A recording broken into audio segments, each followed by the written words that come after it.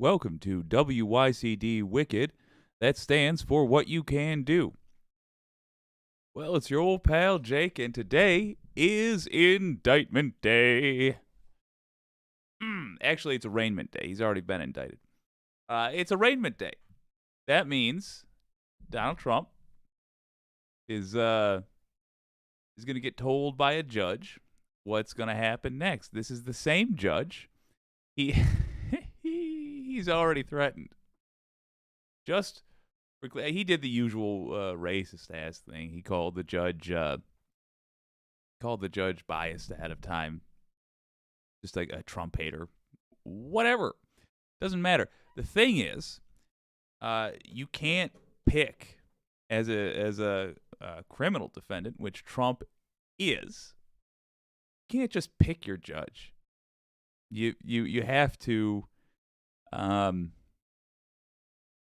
If you're going to make an objection like Trump has made, you have to have a serious reason, and it requires some effort to prove. But as we're going to demonstrate in the various clips and articles today, Trump has no ability to control himself to his legal detriment. It's amazing. I think this is going to be perhaps the world's easiest trial for the prosecutor. In addition, an ex-chief of staff for the GOP, staffer, has been killed while fleeing justice. The FBI appears to have shot and killed that defendant we were talking about just last week, who was on the run, who skipped out on trials or on a court appearance. We're now seeing the other side of that. This is for former Maryland Governor Larry Hogan. Their former chief of staff Roy McGrath has died after a nationwide manhunt for him resulted in him apparently getting into a confrontation with the FBI. Wild times, folks. Reality is starting to set in, and boy, is it grim. What can I say? We warned him. Don't run from... I'm not even going to... We'll read the article in a moment. And then, of course, Donald Trump straight up incriminated himself in an interview with Sean Hannity. It's making the rounds now, but this interview was last week, and he more or less abandoned every opportunity that Hannity gave him to say the correct thing regarding the documents case. But instead of saying the correct thing, what he said was, "No, I could take him. Yeah, I did take him." It's amazing. Let's crack into it. Let's have some fun with this, folks. Also, it being a 2 for Tuesday, yes, we are certainly going to stream now. We're certainly going to do the 8 o'clock stream. I'm going to try maybe to, I'm kidding. It would definitely. We're going to cover the live stream of Trump after he go to his arraignment and getting arraigned. It's gonna be a good day. Well, let's jump right into this little fish that chose to flee rather than face justice. So, an ex-chief of staff for Larry Hogan fled rather than face a series of charges relating to fraud. Some, my understanding, most actually, occurred while he did not work. Perhaps, maybe it's all. Well, let's just look at the article.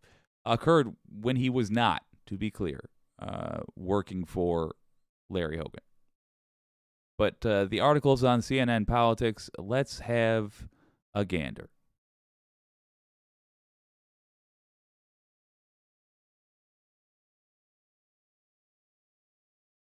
Ex-Hogan chief of staff dies after confrontation with FBI attorney says, ooh, that's not good language to use. Very passive language when talking about police killing somebody. Look, I don't like the guy. It appears that the guy himself thought he was not innocent because he fled rather than have things heard out in court. But look, the FBI killed somebody. Let's be absolutely sure that the person put themselves in a position to be killed. And let's not sugarcoat it, because it appears that the FBI killed him. But let's look at their very passively worded article. Former Maryland Governor Larry Hogan's one-time chief of staff, Roy McGrath, has died after a nationwide manhunt for him ended Monday in a confrontation with the FBI in Knoxville, Tennessee. Oof, Tennessee's having a rough go of it, according to McGrath's attorney. The FBI has confirmed that Roy succumbed to the injuries inflicted earlier in the evening. It is a tragic ending to 3 weeks of uncertainty, Attorney Joseph Murtha told CNN in a statement. I think it's important to stress that Roy never wavered about his innocence. Well, he wavered enough to flee rather than face trial. Not sugarcoat that either. William Brennan, an attorney for McGrath's wife, also confirmed McGrath died at a Tennessee hospital after a confrontation with the FBI and told CNN that his client was absolutely distraught. I don't blame her. So look, police will do that. Yes, this is the FBI, but they still police. They do that. They'll like when they send a press release, they'll phrase it exactly like that. A criminal subject died after a confrontation or following a confrontation with officers at the corner of blah, blah, blah, blah, blah, blah.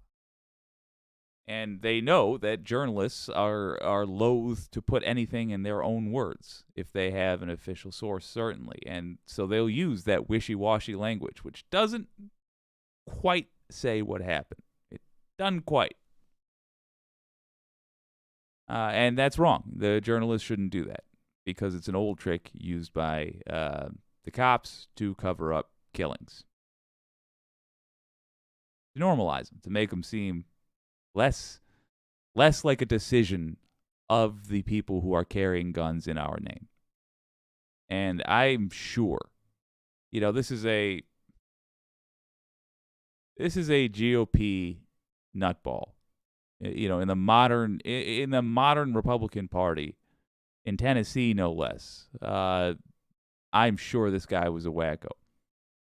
Doesn't change the fact that police should not use that wording, and the press should not use the police's wording, or the FBI's wording in this case. That just removes responsibility for the death.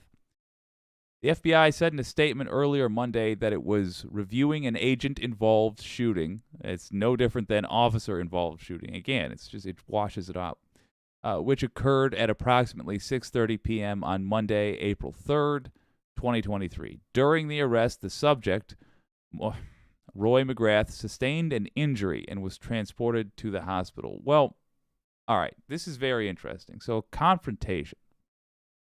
It sounds like this wasn't a shootout because if they would have said, or if they would have killed this guy and they had done so because they returned fire after getting shot at, I promise you, they would have, well, I don't know. I would assume, I suppose. I shouldn't promise it. I would assume that what they would do is say, he shot at us. Dude shot at us. Here's the casings. Here's the yada, yada, yada. So what happened? Was he fleeing and they wrestled around and we had a Die Hard happen? Guy's neck broke at the bottom of the stairs? I don't know. Look down just a paragraph, Jake. It appears that there is some answers here. The Bureau, the statement said, takes all shooting incidents involving our agents or task. Now, see, so it takes all shooting incidents involving our agents or task force members seriously. In accordance with FBI policy, the shooting incidents The shooting incident is under investigation by the FBI's Inspection Division. They're still not saying that the guy shot at FBI agents. This is interesting. The Bureau did not provide any additional details on the arrest. CNN previously reported that McGrath, who served as the top aide to Hogan, a Republican, for a few months during the summer of 2020, faced charges related to an alleged scheme to bilk Maryland out of more than $276,000. McGrath pleaded not guilty to all the charges and was released on bond, the U.S. Marshal Service said in a statement last month. Okay, so stealing $276,000 is a bad thing to do. Literally. Well, what have I said? I've said literally. The goal of Republicans is to use the positions we allow them to have to thieve from the American people. Here's this guy doing a shorter version of that. Just literally doing that on its face. I think McGrath was a despicable human being. I do not believe that $276,000 is worth killing somebody over. I don't care that he was a despicable person. That ain't worth a human life, even a garbage human life. It's not worth it. Keep the money, for God's sake. I'm not sure why they killed him, though. It doesn't sound like this is a bizarre arrest. I'm not sure what happened here. Let's keep reading. Maybe we'll get more answers. I'm going to power through the rest of this puppy. CNN previously said that an arrest warrant had been issued for him in March after he failed to appear for his scheduled trial in Baltimore. To be fair, I guess that it was a guy running from very serious charges. He could be considered dangerous, but McGrath was indicted by a federal grand jury in October 2021 on charges that he defrauded the Maryland Environmental Service, a state-operated corporation where he served as executive director. Yeah, he was the boss there before joining Hogan's office of $233, yada, yada, severance payment by falsely telling them that the governor was aware of and approved the payment, according to the Justice Department. We'll see if the governor was indeed not aware of that. The indictment also alleged that McGrath directed MES funds to an art museum for which he was a member of the board of directors, so as to avoid paying for a pledge out of his own pocket, defrauded MES to pay for a tuition expense of more than blah, blah, blah, blah, blah. So a bunch of fraud. I don't want to keep dunking on this guy. McGrath was initially charged with wire fraud. I mean, just if there's no point. Yeah, a bunch of wire fraud. On the state level, he faced felony theft charges, literally thieving, felony theft charges, and a violation of the state's wiretap law, the Justice Department said. The FBI had offered a $10,000 reward. Okay.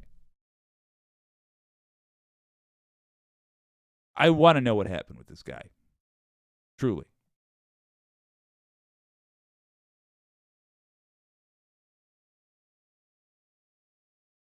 We insist on certain behavior, if we insist on certain levels of decency from our police, then we insist upon it for everybody. I really want to know, despite the shadow of Trump today, I want to know, why did this guy have to die? Why was he killed? What the hell happened? We truly need answers on this. MAGA psychos, we don't get along on much, but you gotta want answers here too.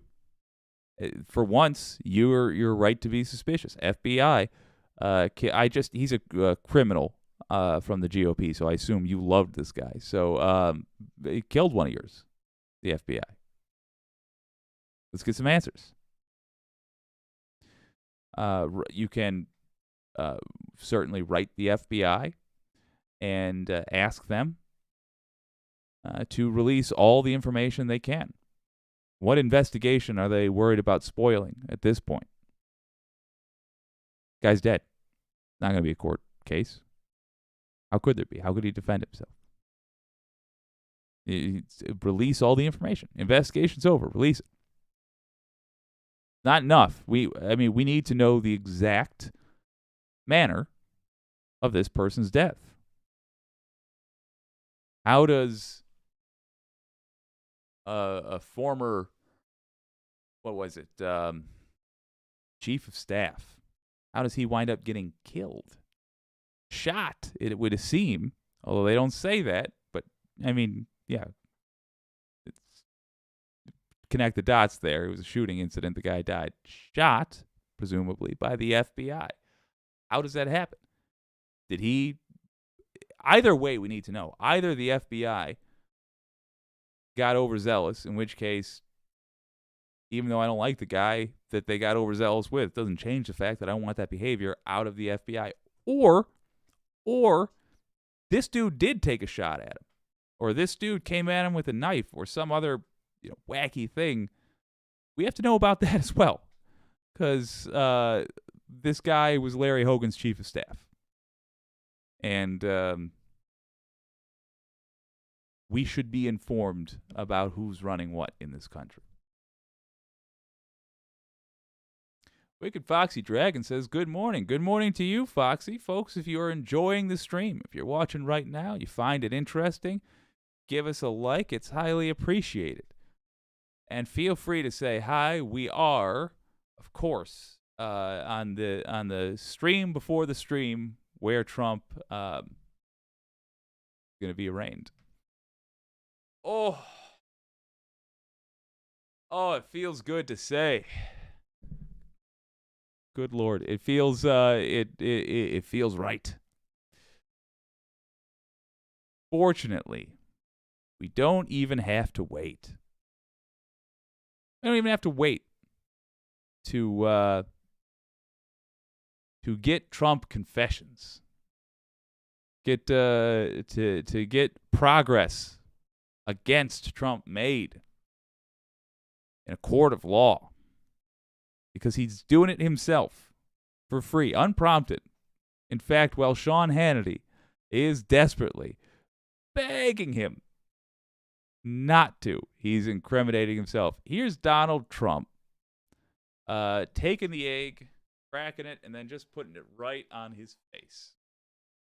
It's delightful. Let's watch him dig himself deeper with Sean Hannity, brought to you by Joe Scarborough and Mika Brzezinski, and they constantly put out Willie Geist.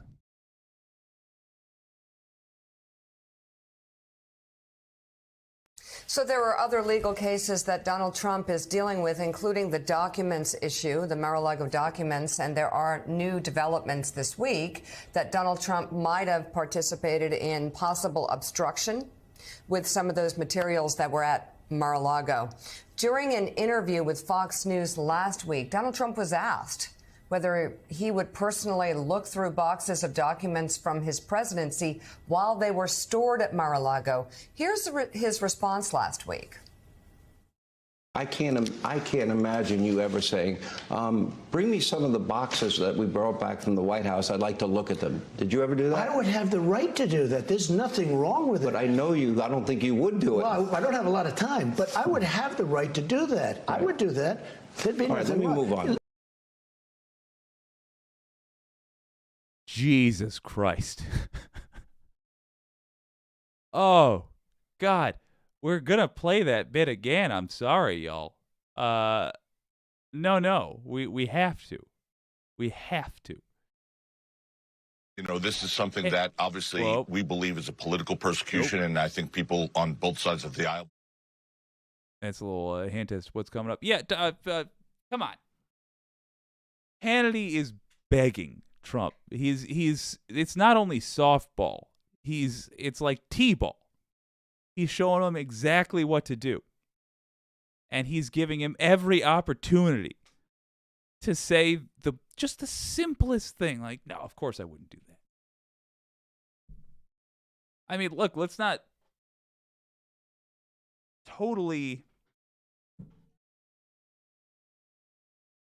be totally underestimating Trump here.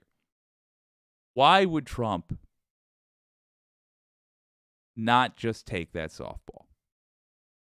Why would he do that? Because he's about to go to court over this, it would seem. He's going to go to court over this. It is going to be revealed whether he did or didn't do this thing. He's not going to be able to, again, switch gears. And then they play that Hannity interview where he says, I didn't take him. Of course I wouldn't do that. And then it shows, yeah, he did. He's got to stick with that effed up logic so that the story doesn't change, so that the defense of his people, or the defense his people will shout out, doesn't change. So, in other words, Hannity has reached the point where you can't stay in the realm of the sane and defend this guy. You can't agree that the existing laws we have on the books need to be followed and defend this guy. So that sweaty orange, all I can say is leather sock, I guess. That right there is between a rock and a hard place. He's got Hannity saying, you wouldn't do that now, and Trump saying, no, you dummy, I did do it. And we need to spin this a hell of a lot. And he doesn't let it go. And the result is he pretty much confesses on television. Remember this. Yeah. This is the Presidential Records Act. And Hannity goes, okay, so we move on. And then he just does not move on. Ugh. I have the right to take stuff. Do you know that they ended up paying Richard Nixon, I think, $18 million for what he had? They did the Presidential Records Act. I have the right to take stuff. Wait a minute. Presidential Records Act, yeah, in response to that thing he's talking about. And they didn't pay, they paid Richard Nixon's estate $18 million after,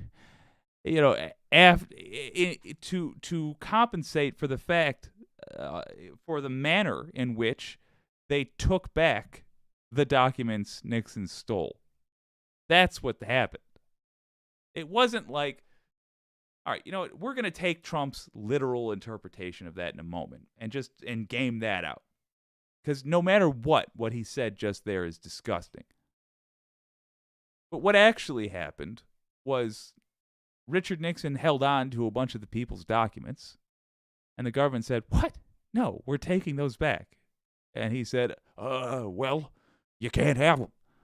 And the government said, okay, move aside. We're taking these back. And then after they took them back, Nixon's estate, much later, sued the government, and they believe they settled for $18 million or something, or whatever he said. Whatever it was, I should say. And it was over the government saying, get out of here. Just the manner in which they took them back. But let's imagine that what Trump says is accurate, and that the picture he painted is accurate, and that Richard Nixon went through the White House, took a bunch of documents, and then the government later was like, oh, he got some good ones. We got to buy him back. What's he asking for? He's asking for $25 million. Can we get him down to 10? Maybe, all right, 10's ambitious. Maybe we can get him down a little bit in the teens, high teens.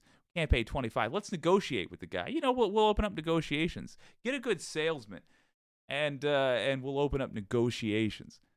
That's what Trump's implying happened, and what he's implying was happening with the documents he took.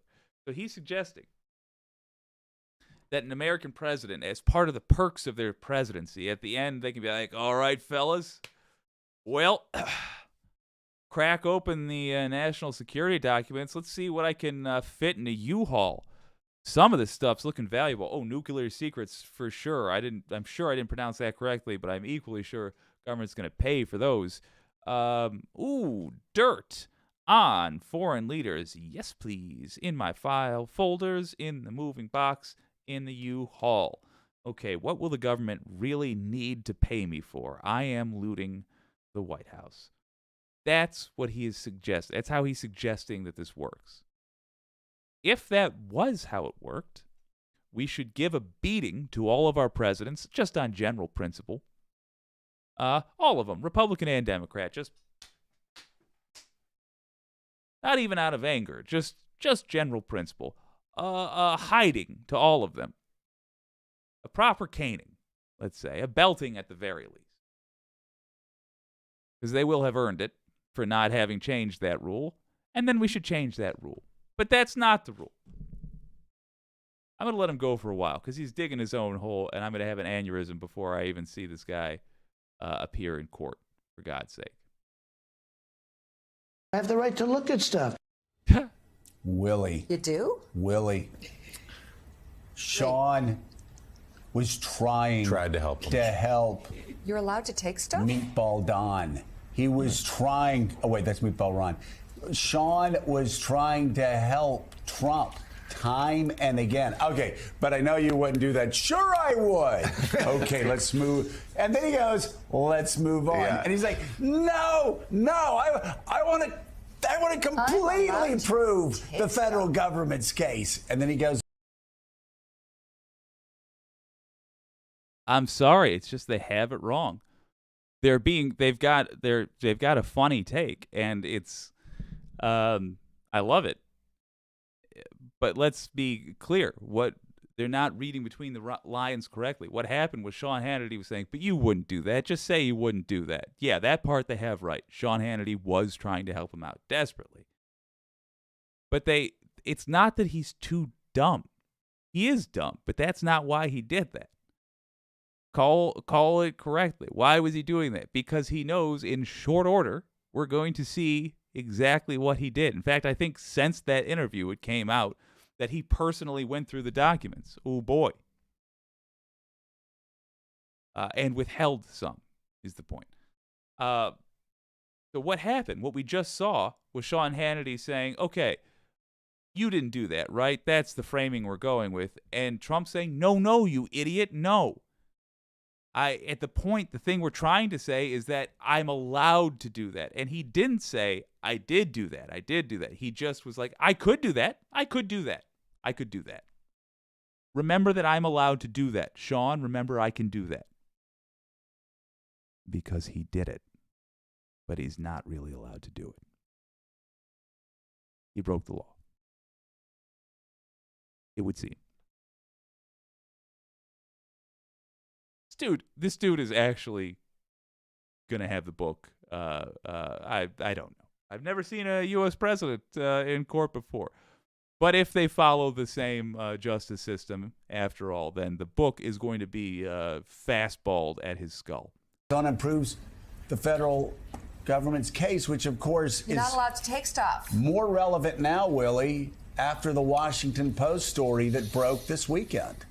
If you're the prosecutor or the special counsel in this case, it's just clip and save these interviews, clip and save, some of it amounting to a partial confession. Remember, it was last September in a different interview with Sean Hannity when Donald Trump said you can declassify documents just by thinking about them. As former president of the United States, if he thought about them being declassified, then they in fact would be declassified. We should ask Chuck Rosenberg, as a former prosecutor himself, if you are the special counsel, if you are Jack Smith, what are you making of these interviews that Donald Trump is giving again, especially the ones to Sean Hannity?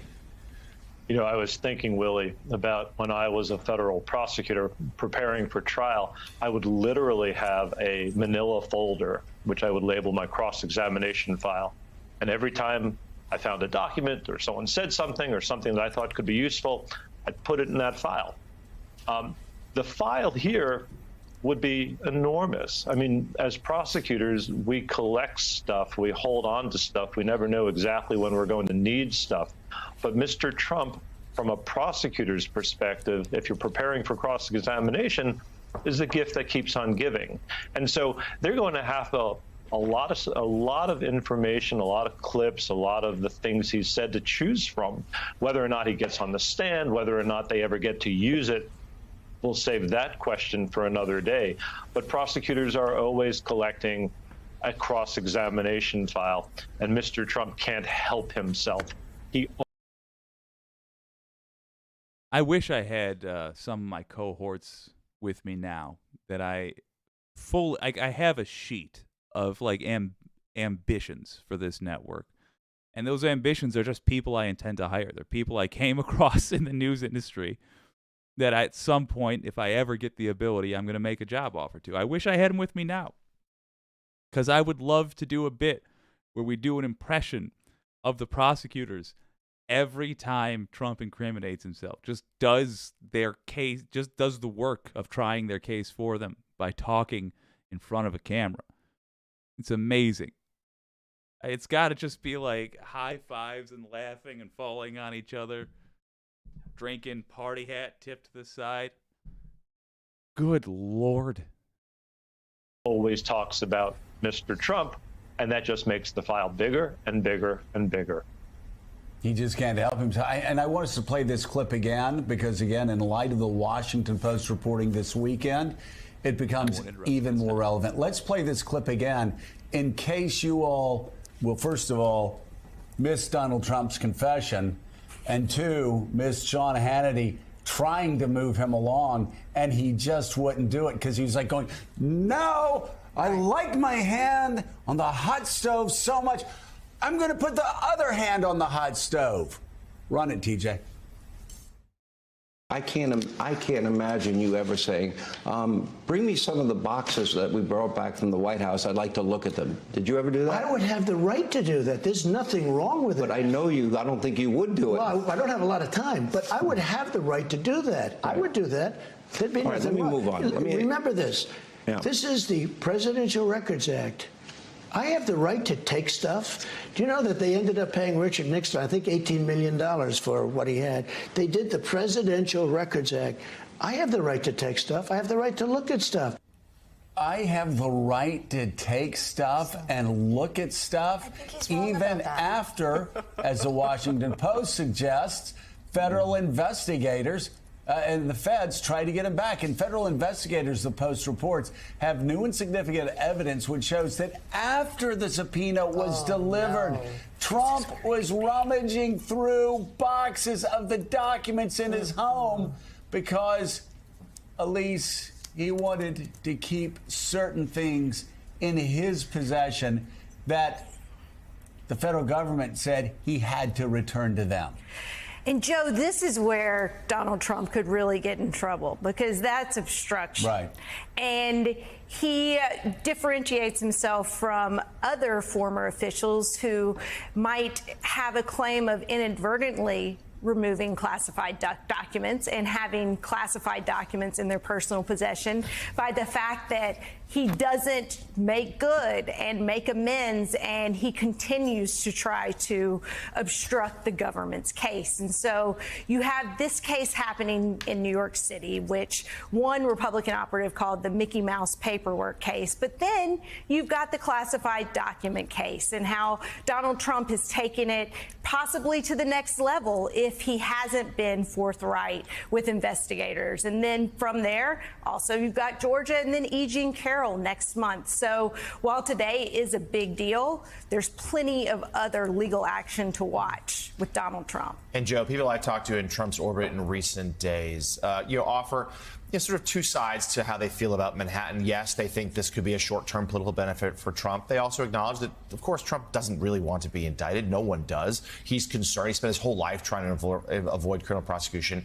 Here it is. But they also acknowledge they feel like this is a matter that can be dealt with. They think more legal peril lies elsewhere. And certainly the two that they say to me they're most worried about, Georgia, which we expect we'll hear about in about a month's time, right. And then this one here, because, yes, it's about the differences between how Joe Biden and Mike Pence handled their classified document matters and this one. They cooperated. They returned the documents. Donald Trump did not, and they feel like there's a real vulnerability here for obstruction. And Jack Smith seems to be working his way up, in his investigation and closing in. Although perhaps he could save the taxpayers' money and time by just DVRing Fox News and therefore present his case to the grand jury. Right, you've got. Okay, hold up a second.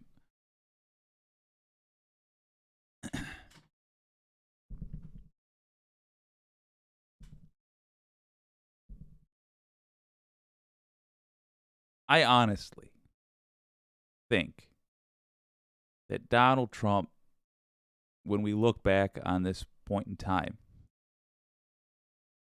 and what do they say?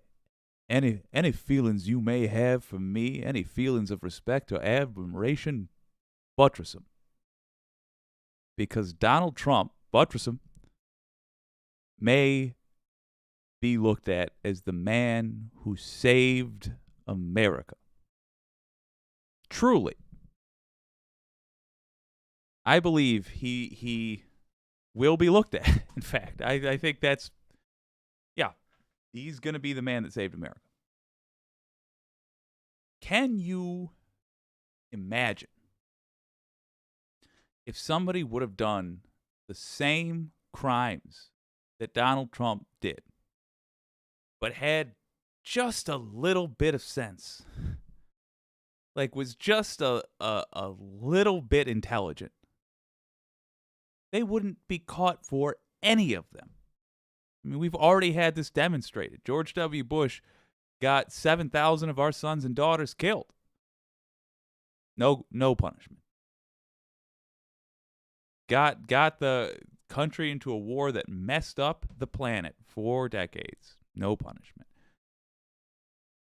It took someone as blatant and crude and obvious as Donald Trump to force the Justice Department to take action because he was embarrassing us. He was such an obvious crook that it was an embarrassment to us. And we had no choice. He literally did what he said he would do. In 2016, he fulfilled the purpose he set out to do, or he said that he set out to do. Ironically, because he wasn't trying to. He was trying very hard not to, as a matter of fact. It's amazing. It's like, it's poetic, almost. He exposed the corruption of the United States. Look how difficult it's been to get this guy into a courtroom. Look at how blatant it had to be. Look, the important thing is going to be for us to not forget this is the state of our government. We need, as a culture, and I think we have, by the way, but we need to make sure this sticks. As a culture, we need to remember this is how our government works. This is how ineffectual they are. This is how hesitant they are to hold a powerful person to account. We need to fundamentally change that. Obviously, you do that by voting blue and voting in primaries. But credit where it's due, or even one might say discredit where it's due. Donald Trump may have saved the country just by being so corrupt, so blatantly a criminal that we could not ignore United States president's criminality anymore. Your confession, you don't need depositions, you don't need interrogatories, just DVR Fox News at night whenever Trump talks, and you're in good shape. Chuck, I'm curious if you agree with those on the inside that Jonathan O'Meara talked to. Of course, understanding that we still don't know what D.A. Bragg has. We have now, everybody's been talking about this indictment being strong or weak. being an embarrassment or being a final call to justice. We have no idea what this is going to be. So we lay that on the table right now, just like we don't know exactly what Georgia's going to be, but we have an idea. Same thing with the documents case. Still looking at these things, do you agree with the assessment not only of people inside Trump world, but also with a lot of legal analysts, that right now he seems, from the fact patterns that are laid before us in the media, incomplete, but the fact patterns laid before us in the media and the law in these jurisdictions, relevant jurisdictions, that the Georgia case and the documents case, particularly on the obstruction of returning the documents, seem to be the two cases that could provide Donald Trump the gravest legal peril.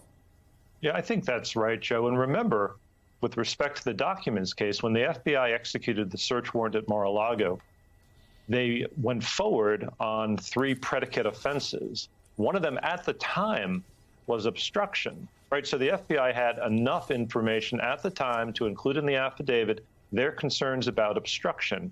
And as a prosecutor, that's something we always look for. First, because it's illegal, but second, because it also evinces a consciousness of guilt. There's no reason to move stuff or destroy stuff or hide stuff or counsel people not to tell the truth if you haven't done anything wrong. I so rarely hear folks talking about this. Obstruction of justice, as they said with Nixon, the cover-up is worse than the crime. Often that's the case with obstruction of justice. In fact, often with Trump, that's the case. I don't know of an investigation he's been involved with that he didn't try to obstruct in some way. But there's that other part to it.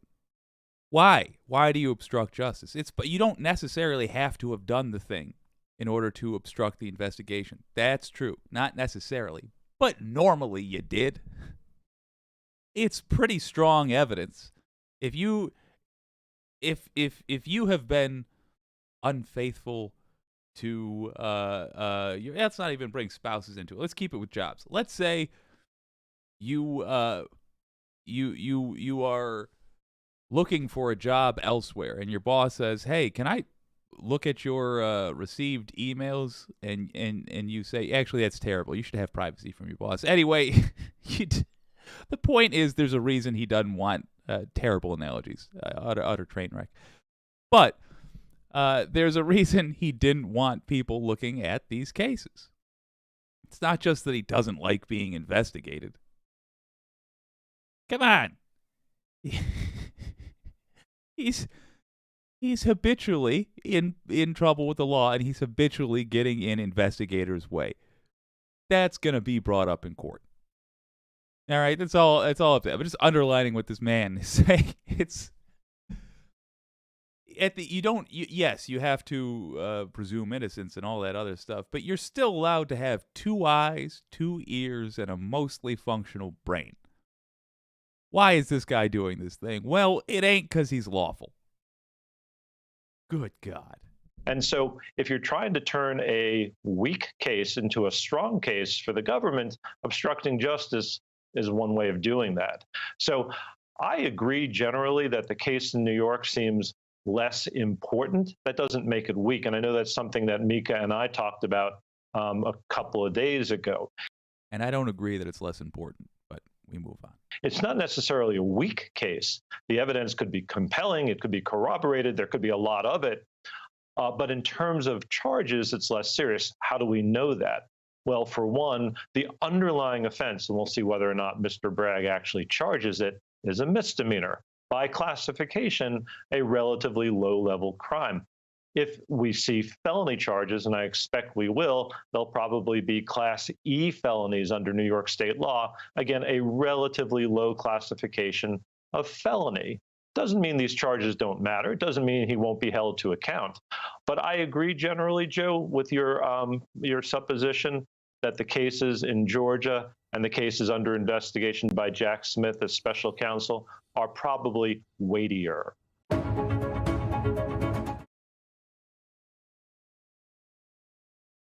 All right, so that's just semantics. Weightier. These are all important. They are all of the utmost importance because they all involve criminality and, frankly, corruption within our government. What can you do? Folks, vote. For God's sake. God's sake. Vote in primary. And the madness in general by just voting blue in 2024. There is not a reasonable alternative to the Democrats. I think America sees that. There's not a reasonable alternative to the Democrats. The GOP and MAGA, the combined forces that make the Republican Party, they're no good for running anything. No reasonable person is going to look at this and be like, well, Trump does have a point. He did stamp his feet and get red-faced and say, but I want him, I want him, I want him. Not going to happen. So the actual election is going to be the primaries. And it doesn't mean that we can sit on our hands when it comes to the general. I think it's a fight we're going to win. It doesn't mean we don't have to try. We'll lose it if we do another 2016, where we're like, yeah, so Trump's lost. It ain't even about Trump anymore. We have work to do, serious work to do. We need someone in the White House who we can push. That's Joe Biden. And then we need to give that person the tools that make it possible to do good legislation. But for Kristen Sinema and Joe Manchin, we are, child poverty would still be down by, 40%? We got to get serious with this stuff. The time has come. Global warming has arrived in the way that has been warned about. We're not trusted on a international level. People will continue dying in Ukraine. Putin will continue being a murderer who pushes propaganda and tries to start civil wars. We need to make sure that we've got a Democrat president in the White House and that they have a House and Senate which can pass bills easily. And we got to get to work. So, be prepared to vote blue in 2024. And remember, the main contests are going to be in the primaries. And it will be easier for us generally, both during the election, I feel, but certainly after the election, if you get very left-leaning folks. Look at some of these comments. Oh, Franny P., Catherine Wolf, good to see you. Paul Atkinson, good to see you, sir. Happy Arraignment Day to those who celebrate. And Franny P. says, Merry Arraignment, everyone. Yeah. Oh, I do like that. For those who celebrate. Yes, I'm a practicing fan of democracy, so I'm celebrating this Arraignment Day. I have my arraignment poll set up. Very nice. No, it's not just Steel Festivus entirely. I have my arraignment water cooler set up. There we go. An arraignment water cooler is just a water cooler with Christmas lights wrapped around it. Oh, that's delightful. Well done. That's a good one. All right, I had the briefest of looks at this. I would love your input as well. Brian Tyler Cohen recently talked a little bit about, it's just sticking with Trump for a moment here, the threats he made against the prosecutor's wife. Let's just let the man introduce it. I've got some thoughts.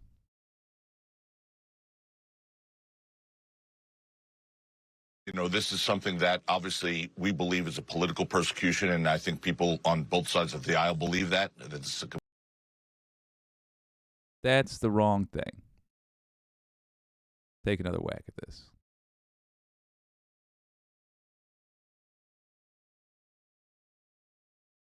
Nope.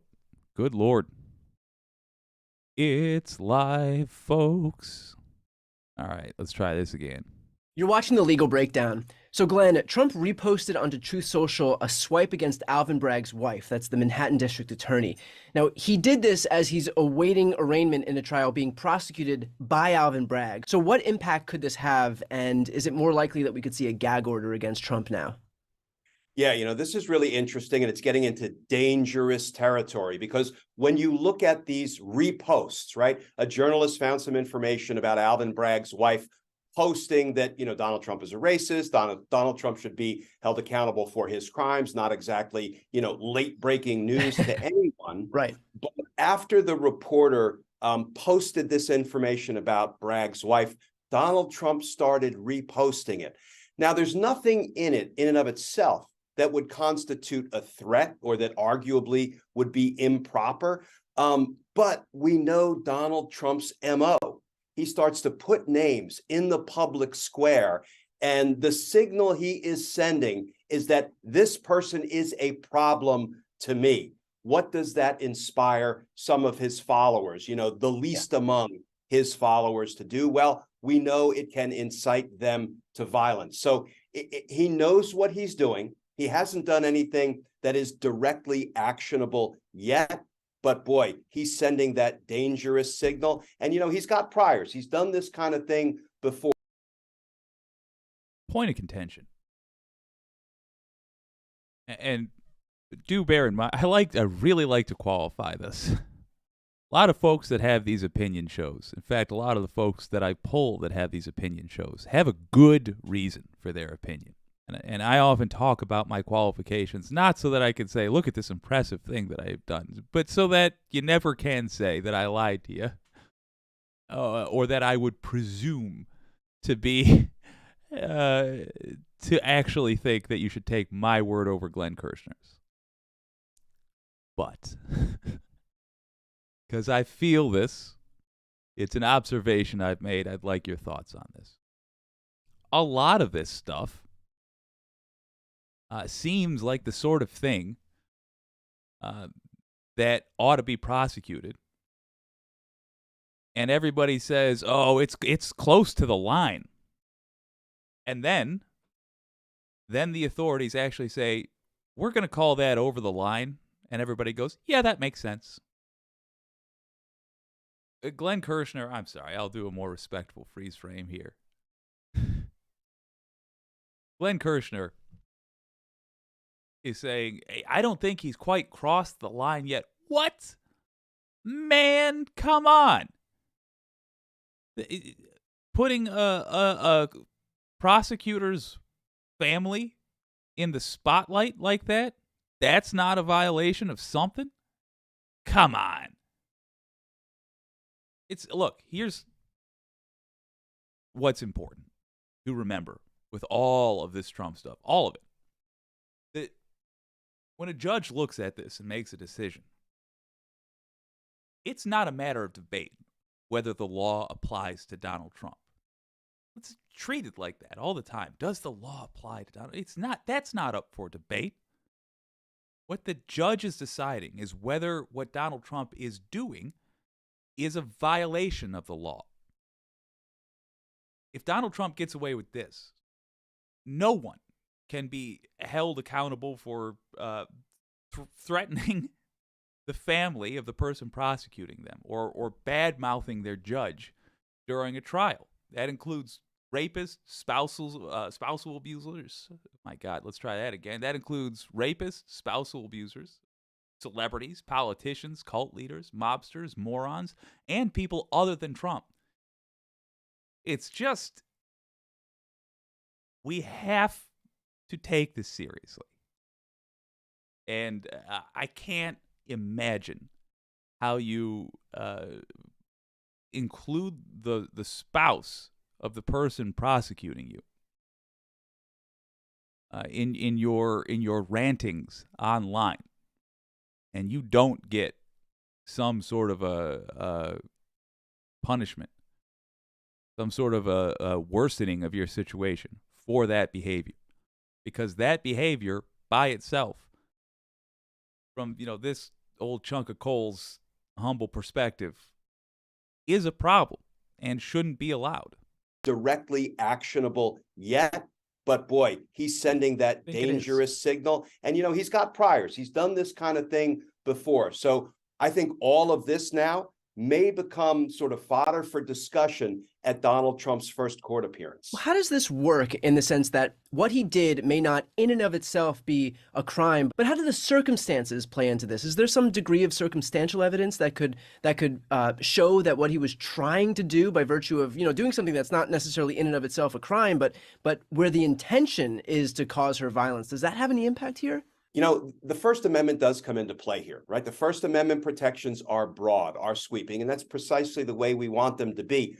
The problem is when you have a guy like Trump who has demonstrated a pattern, throw names into the public square, hoping that it inspires something that will then inure to his benefit, and may inure to the danger of the person he's naming, it becomes a really murky area. What can a judge do to try to push back, or perhaps put a gag order in place to direct the defendant, stop posting about the prosecutor's family? I think that's fair game, even though I'll tell you, Brian, in my 30 years, I never encountered this kind of stuff that we're now seeing with Donald Trump.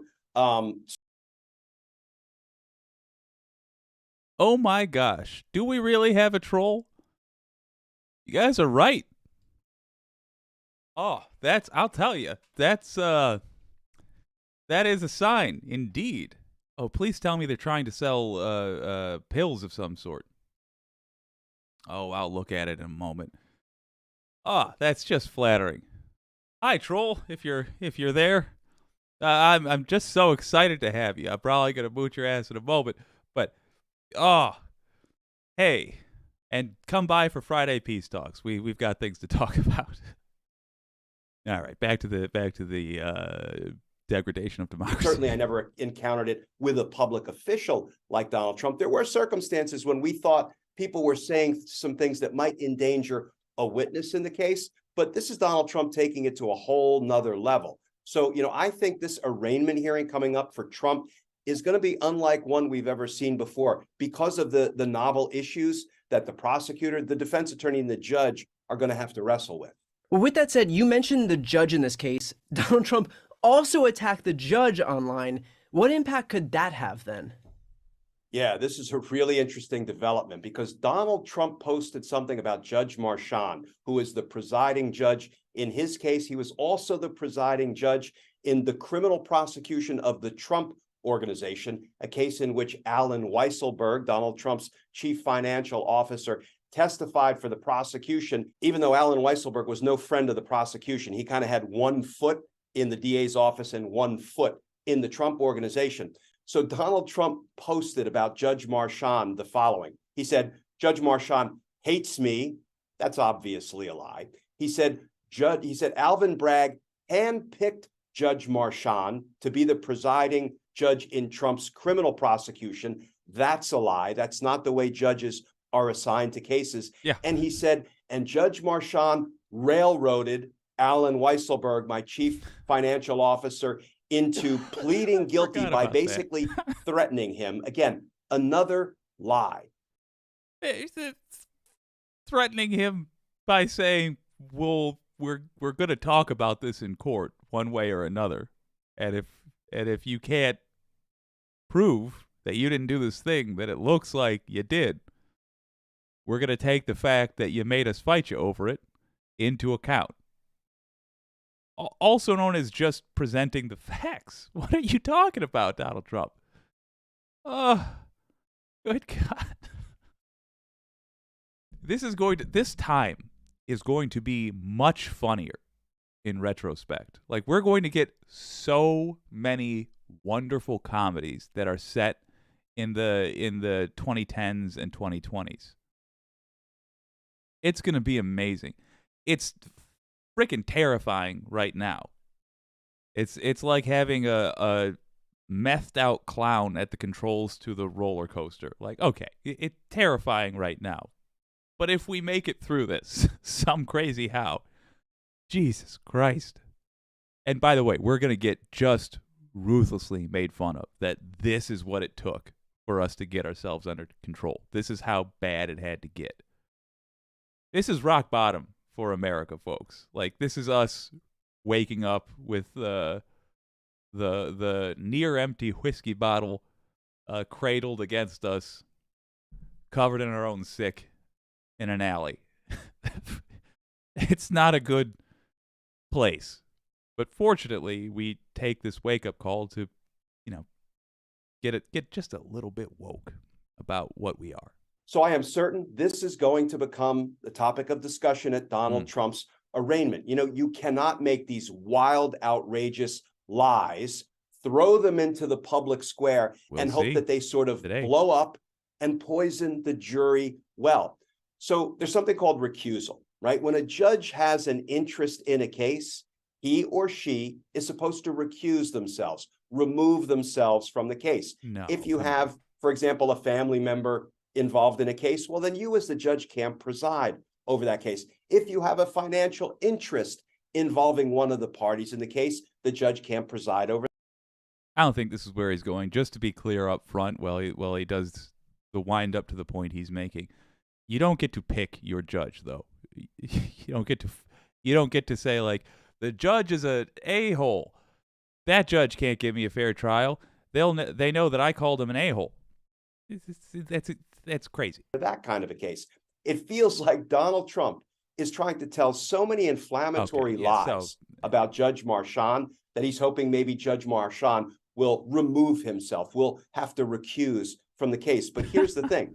Defendants don't get to orchestrate their judge. Yeah. Think about it. If a defendant could make outrageous lies about a judge and then that judge was ethically obligated to remove himself from the case and have a new judge appointed, well, wouldn't that just inspire defendants to engage in precisely this kind of conduct? Which makes it a really bad idea to poke that particular bear. I can't stress enough. Really bad idea to mouth off to the judge who's in charge of your fate soon. But here's what it might do, Brian. I think these lies, this disinformation, this propaganda, really designed to turn the people against Judge Marchand and against the prosecution, I think ups the ante that Judge Marchand will impose a gag order, will impose some kind of a narrowly tailored set of restrictions, the do's and don'ts of Donald Trump's speech and Donald Trump's posts.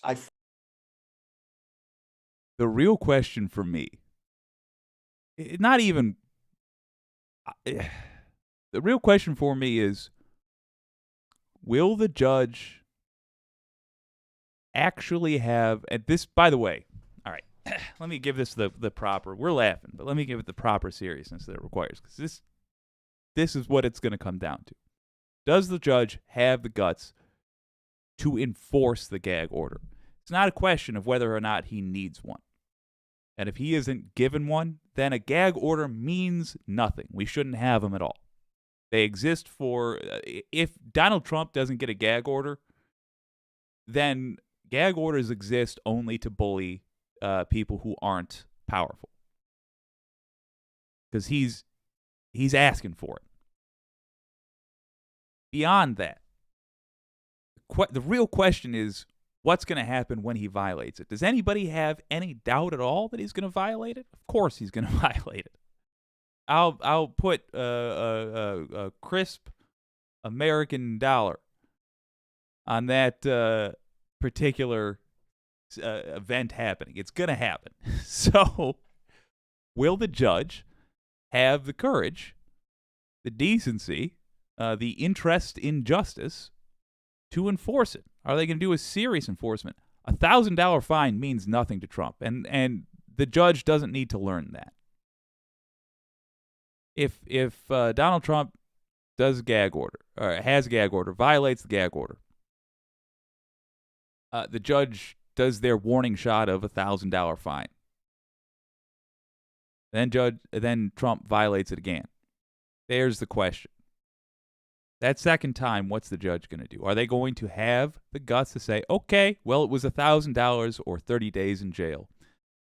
I gave you the free shot, charged you $1,000, which is nothing to you. You've demonstrated that you don't respect the court. You've demonstrated that you don't respect me. You've demonstrated that you don't respect American law. And so you gonna learn.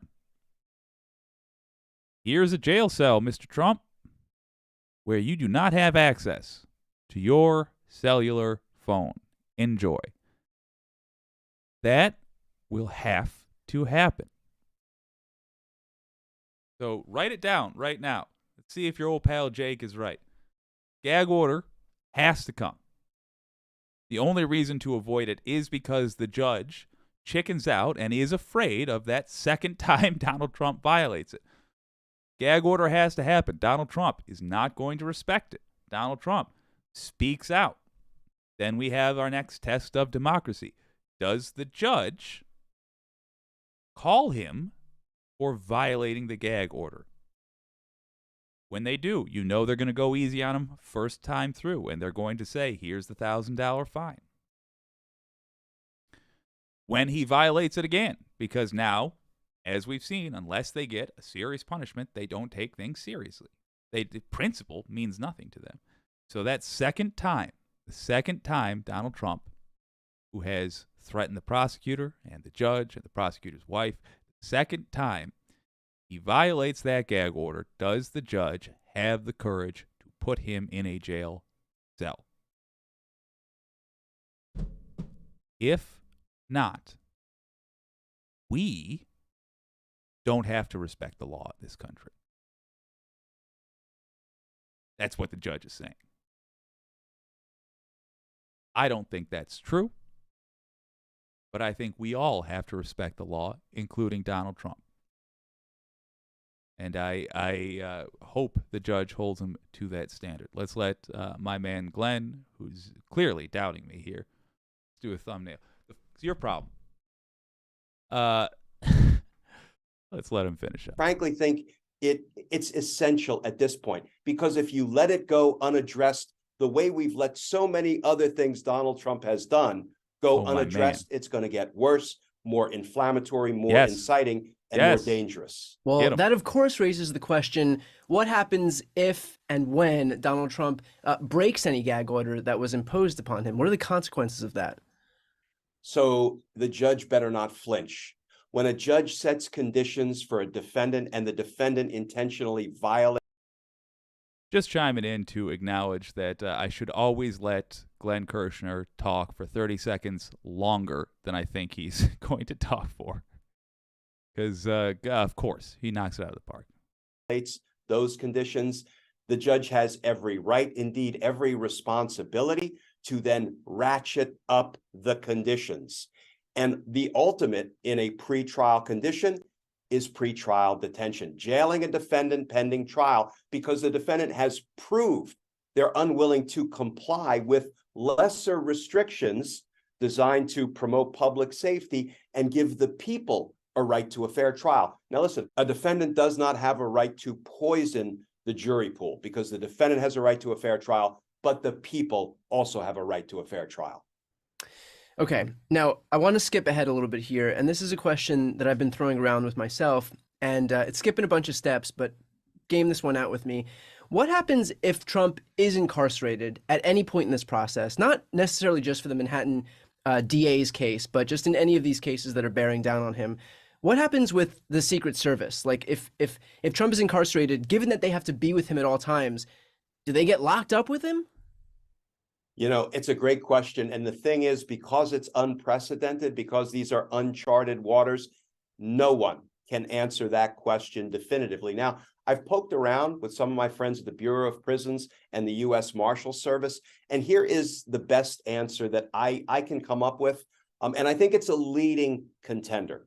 So, you know, I put a lot of defendants in secure confinement facilities because they were cooperators. You know, I had a hitman who killed 7 people for a criminal organization, and that hitman flipped.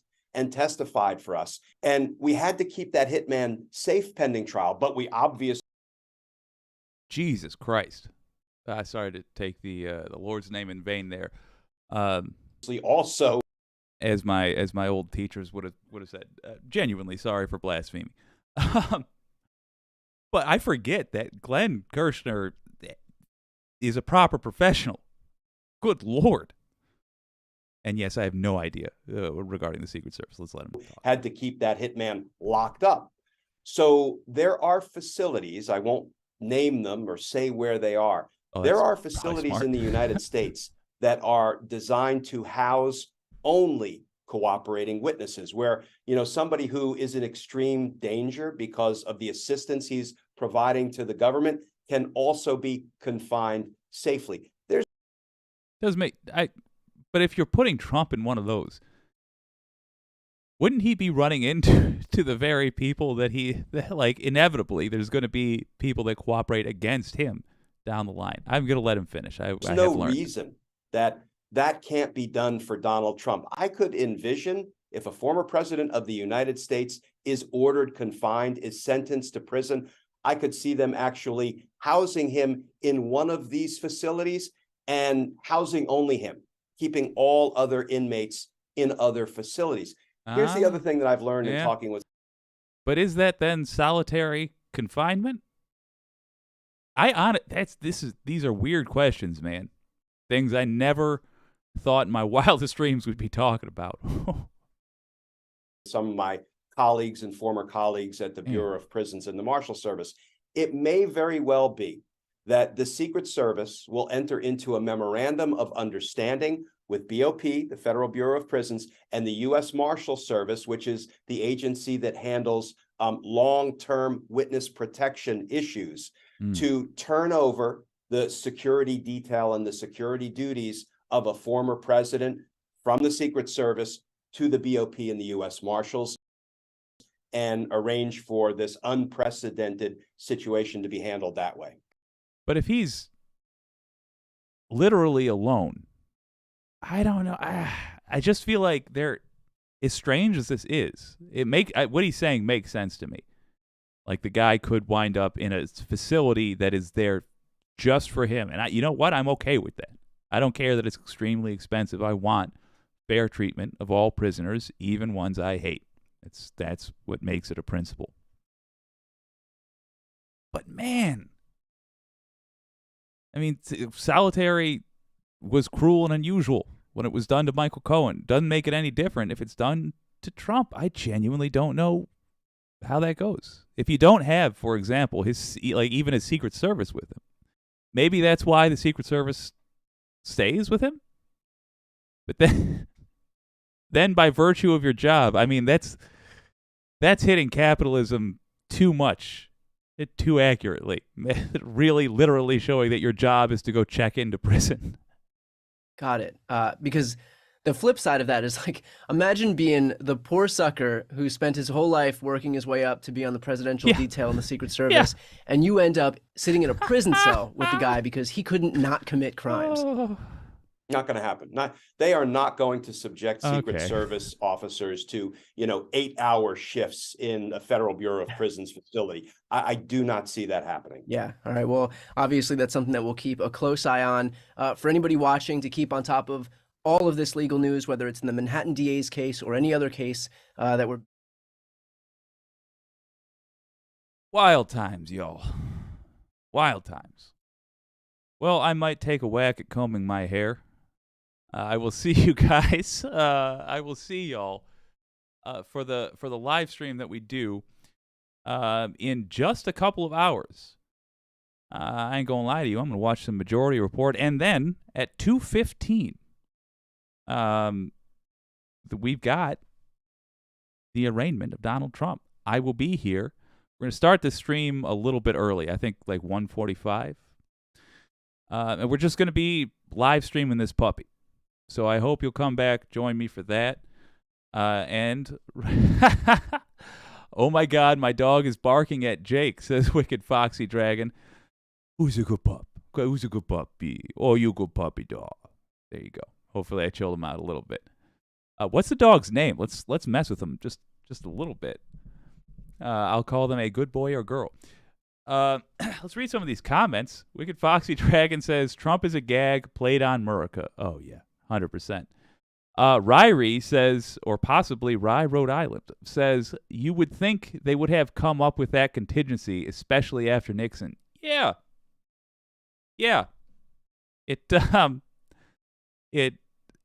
It's wild to me that that's really not something I'm even aware of what the plan would be. I'm afraid that John McDonough says, I'm afraid that will have to happen. Issue a fine, second warning. Oh, yeah. Then 8 hours, 24 hours, 48 hours to demand defendant stop certain behaviors. Yeah, that's true. He doesn't necessarily have to be given the full 30 days in jail. They might give him like 10 hours in jail or something like that. And honestly, with a guy as soft as Donald Trump, that might be sufficient. Mars Falcon says the Donald John Trump Memorial Incarceration Center, Buffalo, New York, construction underway. Oh, Lordy, yes. Oh, eating it up. Delicious. John McDonough says the whole Trump thing, how he acts outrageously, his followers, especially in Congress, support it, just turns my stomach. Yeah, it's hard to watch sometimes. Oh, no. Wicked Foxy Dragon says the crazy thing is, that is crazy. She stopped talking when Brian started talking. This is very strange. All right, your dog has garbage taste. I'm just going to say it. They're a terrible taste in their preference for talking heads. No, I take it back. I will take the pupper's opinion into account. Maybe, Wicked Foxy Dragon says, oh my God, her name is Zoe. Hey, Zoe. Zoe? Hey, girl. Listen, who's a good girl, Zoe? Who's a good girl? All right, hopefully. Now I just won her over. You a good girl, Zoe. Come on, with your Brian Tyler Cohen favoring. Pup was in agreement with the hair combing comment. Pup understands appearance maintenance is an important component of self-care. Well, there it is. You're right. Fair enough. Well, I'm going to go get to that hair combing then. We're going to be back later on for the arraignment of Donald Trump. Congratulations to everybody that was pushing for equal justice in the United States, to everybody that voted in the representatives necessary to insist on it. A big part of what makes it difficult to keep the energy up is remembering what we did to get here. And collectively, Americans that support decency are the reason why we don't have yet another criminal president getting away with it. I am no longer in the New York case. I'm no longer going to be pushing for anything in particular. That we just watch. Unless and until Donald Trump digs himself deeper with more of his shenanigans, such as threatening the people involved. We'll see. We'll be here for it. Hope to see you later today. This has been WYCD Wicked. That stands for What You Can Do. Thanks for joining me today. My name's Jake.